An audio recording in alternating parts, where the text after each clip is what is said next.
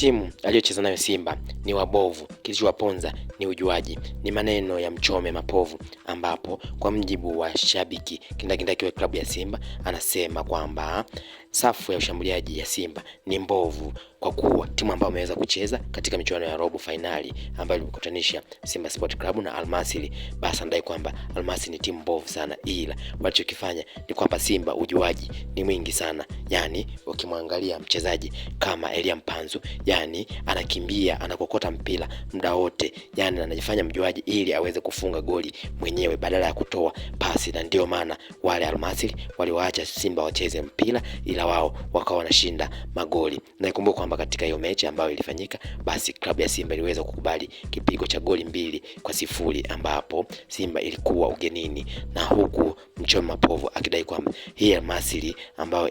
iliyocheza ingeweza kucheza na Yanga, basi ingefungwa hata goli 10, kwa kuwa wachezaji wa Simba ujuaji ulikuwa ni mwingi sana. Yani unakuta mchezaji kama Ateba lakini aua, yani wote wanakokota mpira wakiwa wanataka kuonyesha kwamba wao wanajua kucheza mpira, lakini wenzao wakawa wanaangalia, wanawasoma, wakawaacha wacheze mpira, ila wao wakipata shambulizi moja basi wanashambulia kwa kushtukiza, wakishambulia kwa kushtukiza basi wanaenda kufunga, na ndio maana waliweza kupoteza kwa goli 2-0. Na ikumbuke kwamba Mchome Mapovu ambaye yeye anajiita ni VAR aliweza kutoa maoni yake kwa kudai kwamba kilichowaponza klabu ya Simba kuweza kufunga goli zote zile ni ujuaji, yani wachezaji walionyesha ujuaji zaidi badala ya kuonyesha ujuzi, kwa kuwa katika mashindano haya huwa hatuangalii nani amecheza sana.